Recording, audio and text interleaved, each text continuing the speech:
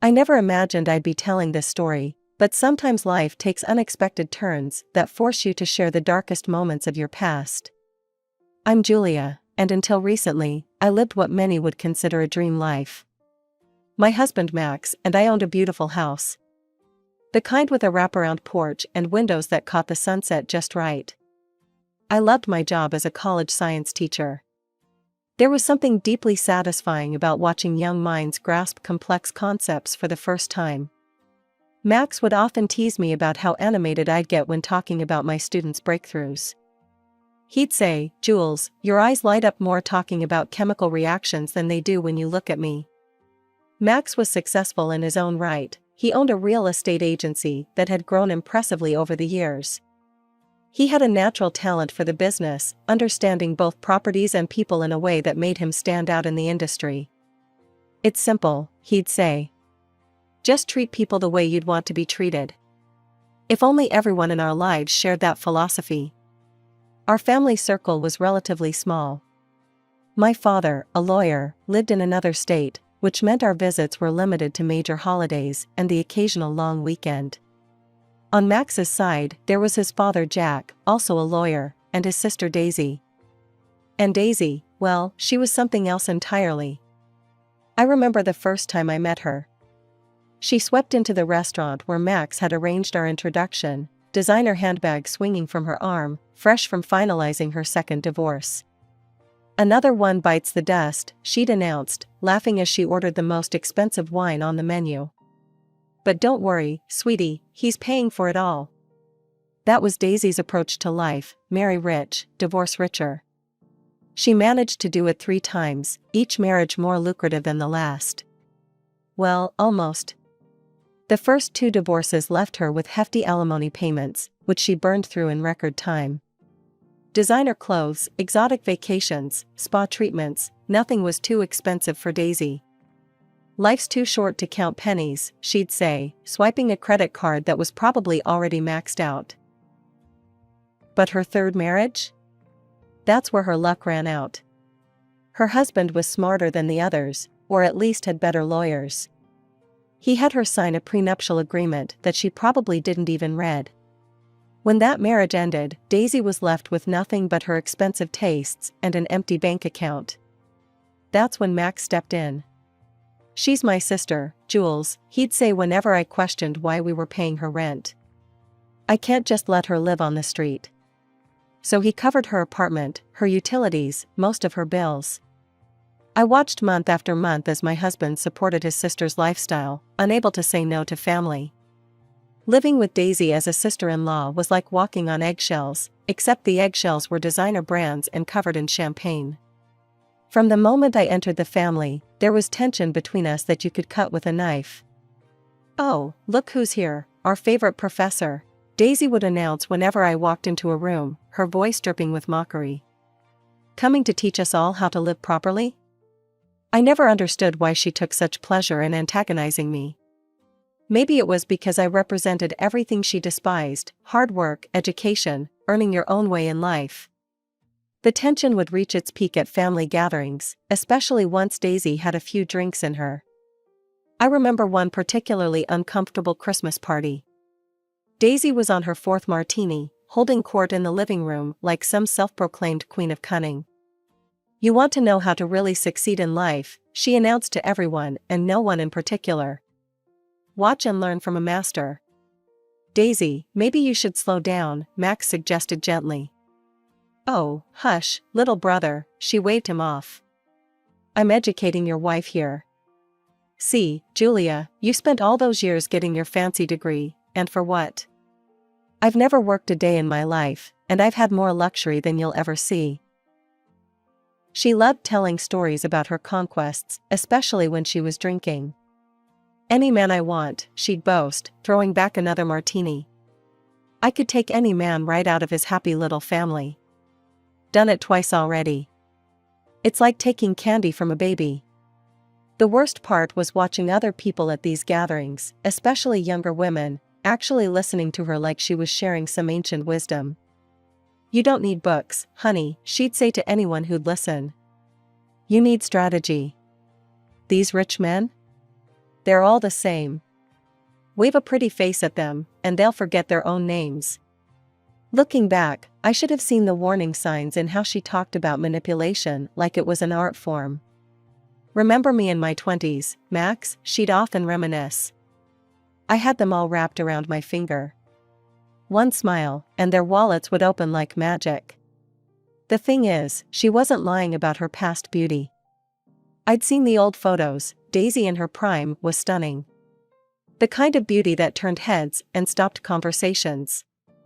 She'd weaponized it early, learned to use it like a master craftsman uses their tools. I chose to deal with her the only way I knew how, with distance. When she'd start her usual routine about how education was for suckers and how she was smarter than all the working people combined, I'd simply excuse myself from the room. No confrontations, no lectures, no attempts to change her mind. What would have been the point? Running away again, Julia, she'd call after me sometimes. Don't you want to hear about how real women get ahead in life? Max would try to smooth things over, always playing the peacekeeper. She's just joking, Jules, he'd say. You know how she gets when she's had a few drinks. But I knew better. Daisy wasn't joking. That Wednesday started like any other. I was grading papers in the living room while Daisy had dropped by unannounced, as usual, complaining about her latest dating disaster. I'm telling you, Julia, the quality of rich men in this city has really gone downhill, she was saying when my phone rang. The hospital's number flashing on my screen made my heart stop. Mrs. Harrison, the voice on the other end was professionally detached. This is Memorial Hospital. Your husband has been in an accident. I don't remember dropping my phone. I just remember Daisy's face changing as she watched my reaction. For once, her usual smirk was gone, replaced by what looked like genuine concern. What is it? What happened to Max? She demanded, grabbing my arm. Hospital, accident, was all I could manage to say. I'm driving, Daisy announced, snatching her car keys. The ride to the hospital was a blur. I kept catching glimpses of Daisy's face in the rearview mirror. She looked agitated, her hands gripping the steering wheel so tight her knuckles were white. The emergency room was chaos, people rushing everywhere, phones ringing, monitors beeping. We ran to the reception desk, both of us talking over each other until the nurse held up her hand to stop us. Mrs. Harrison, she asked, looking at me with those eyes, those terrible, sympathetic eyes that medical staff get when they're about to destroy your world. Please, come with me. The words that followed didn't seem real. Everything possible, massive internal injuries, didn't make it. Each phrase was like a physical blow, knocking the air from my lungs. I stood there, frozen, until a clipboard was pushed into my hands. Forms. Always forms.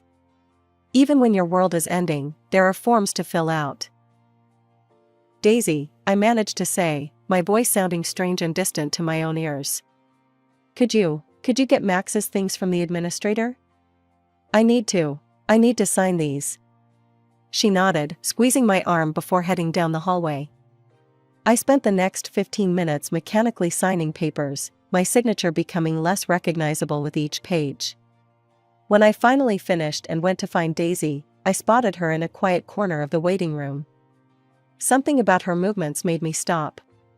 She was hunched over Max's personal effects, but this wasn't the behavior of a grieving sister. Her movements were quick, furtive, like a thief. I instinctively stepped behind a corner, watching as she rifled through my dead husband's wallet. My blood ran cold as I saw her pull out his bank card, glance around nervously, and slip it into her designer handbag. This wasn't just another example of Daisy's moral flexibility, this was something darker, something unforgivable. Standing there in that sterile hospital corridor, watching her tuck away that stolen piece of plastic with practiced ease, I realized I was seeing the real Daisy for the first time. The pieces suddenly clicked into place in my mind. Max's habit of using his father's birthday for all his passwords and pins, a detail Daisy had mocked him about countless times over the years. Really, Max, she'd teased at his last birthday party, watching him punch in the code to his new phone.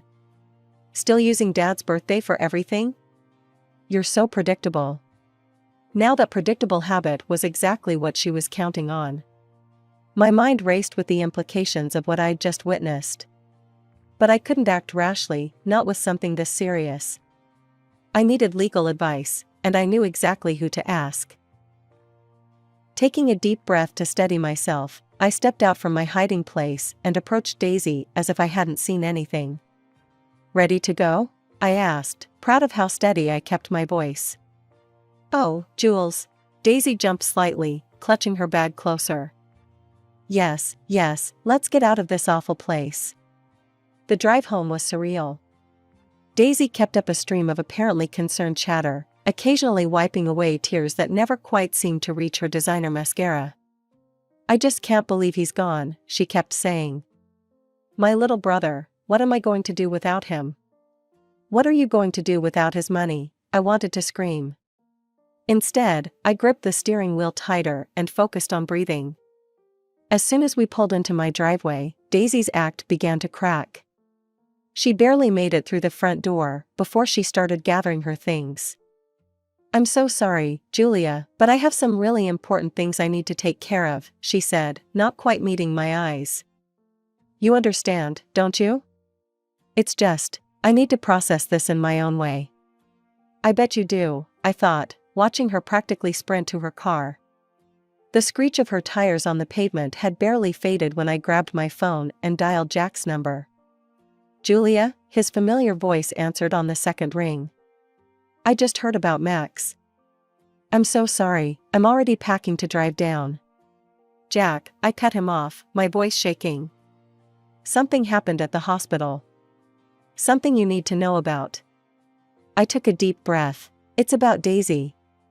"What has she done now?" The weariness in his voice told me he was already expecting the worst. "I saw her steal Max's credit card. Right there in the hospital, just minutes after we found out he was." I couldn't finish the sentence. "She thinks she can use it because she knows his PIN." "Jack, I watched your daughter rob her own dead brother." The sound of Jack's heavy sigh through the phone seemed to fill my empty house. When he finally spoke, his voice carried the weight of years of disappointment. "Julia," he said slowly, "I've spent my entire career defending people in trouble, but I never thought my own daughter would." He paused, and I could hear him struggling to maintain his composure. "This time she's gone too far. Stealing from her own brother, and not just stealing, doing it while his body was barely cold." "I don't know what to do, Jack," I admitted, sinking into Max's favorite armchair. The leather still held his scent. "First, you need to understand something," Jack's lawyer voice took over. "Legally, you're Max's sole heir. Every account, every asset, it all belongs to you now. But this situation, it's more complicated than simple theft." I sat up straighter. "What do you mean?" "The card she took, it's a credit card, isn't it?" When I confirmed this, he continued, "That makes this much more serious. If she uses that card, she's not just stealing from family, she's committing credit card fraud. That's a federal offense, Julia. She could go to prison for this." The gravity of the situation hit me like a physical blow. "Prison? I hadn't thought about that. My daughter," Jack's voice cracked slightly, "has done many questionable things in her life. I've watched her manipulate and scheme her way through 3 marriages. I've seen her take advantage of Max's generosity time and time again. But this, stealing from her dead brother, she needs to learn a lesson. A real one this time." I twisted my wedding ring nervously. "What should we do?" "Here's what I propose," Jack said after a moment's thought. "We wait 2 weeks. Give her a chance to come to her senses. Maybe she'll realize what she's done. Maybe she'll return the card and beg for forgiveness. If she does that, we can handle this within the family. And if she doesn't? Then we go to the police," he said firmly. "I love my daughter, Julia, but sometimes love means letting people face the consequences of their actions. She's my child, but Max was my child too, and what she's done, it's unforgivable." We sat in silence for a moment, both lost in our thoughts. Finally, I asked, 2 weeks then?" 2 weeks, Jack confirmed. But Julia, knowing my daughter, I wouldn't hold my breath for a happy ending. She's never shown remorse before. I doubt she'll start now. The day of Max's funeral was surreal. The church was packed with people whose faces blurred together in my grief. I sat in the front row, numb, while a steady stream of mourners offered their condolences. But what really turned my stomach was Daisy's performance. She had dressed perfectly for the role of the grieving sister: black designer dress, tastefully smudged mascara, a delicate handkerchief that she dabbed at her eyes with theatrical precision. Every few minutes, she would break into fresh sobs, particularly when someone new arrived. "He was the best brother anyone could ask for," she wailed to a group of Max's business associates. "He always took care of me. Always looked out for his big sister.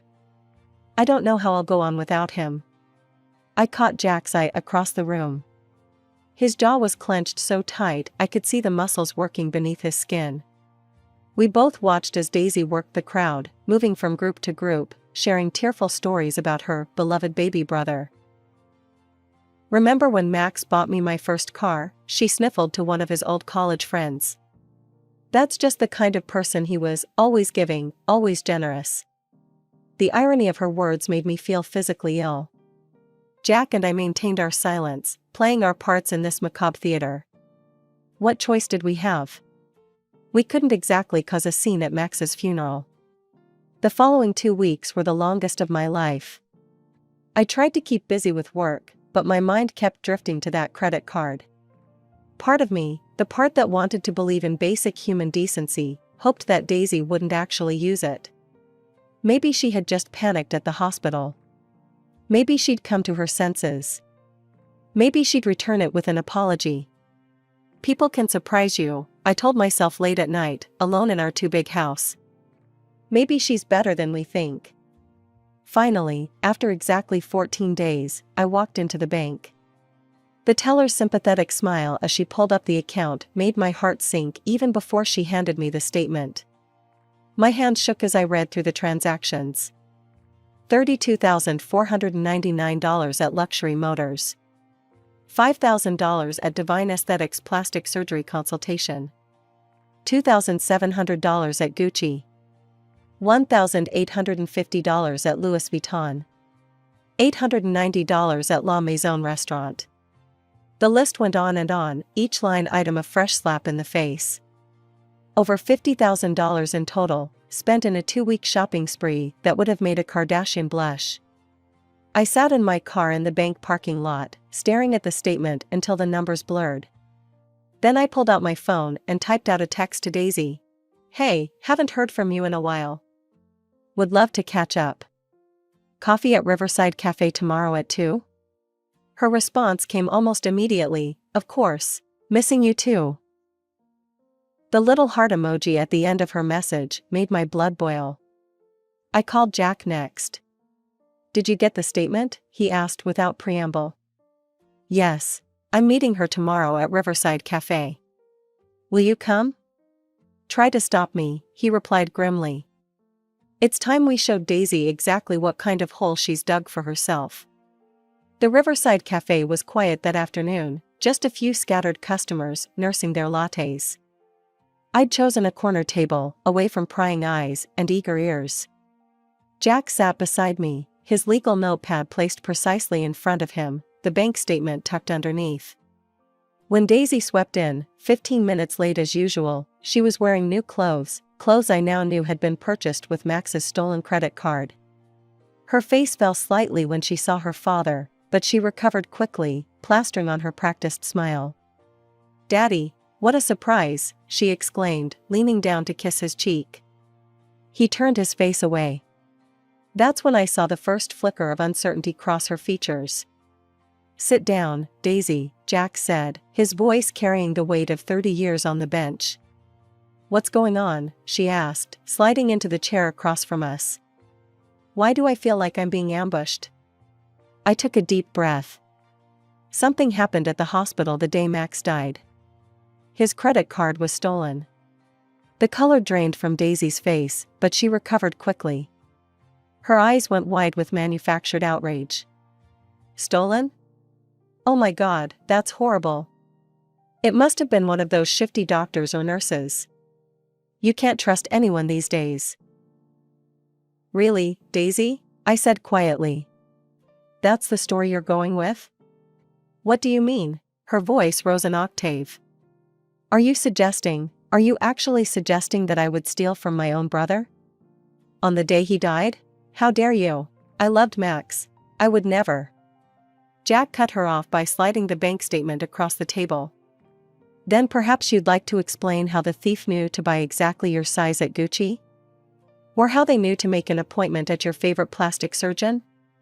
Daisy stared at the statement, her mouth opening and closing like a fish out of water. Then, like a cornered animal, she changed tactics. Okay, fine, I took the card. But it was Max's debit card. I'm entitled to some of his money. I'm his sister. I just took what would have come to me anyway. Nothing terrible happened here. Jack slammed his hand on the table, making the coffee cups rattle. Several heads turned our way, but he didn't seem to notice. Nothing terrible? He hissed. Daisy, that wasn't a debit card. It wasn't Max's money you were spending. It was a credit card. Do you understand what that means? You didn't steal from your brother's estate, you committed credit card fraud. That's a federal offense. I watched as the reality of her situation finally began to sink in. The color drained from her face again, but this time it didn't come back. Federal? What do you mean federal? Her voice had lost its defensive edge, replaced by the first real fear I'd ever heard from her. I mean prison time, Jack said flatly. Serious prison time. No, Daisy whispered, shaking her head. No, no, no. Daddy, please. I didn't know. I'll fix it. I'll sell the car. I'll return the clothes. I'll get the money back somehow. Please, you have to help me. You always help me.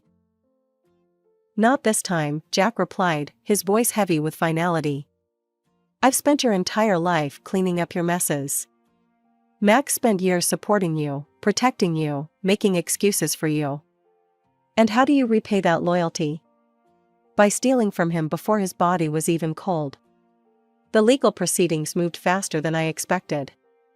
Within months of filing the police report and contacting the bank's fraud department, Daisy was standing in court, facing the consequences of her actions for the first time in her life. Gone were the designer clothes and perfectly styled hair. She looked small in her navy blue pantsuit, her face bare of makeup, as she stood before the judge. For once, her tears weren't part of an act.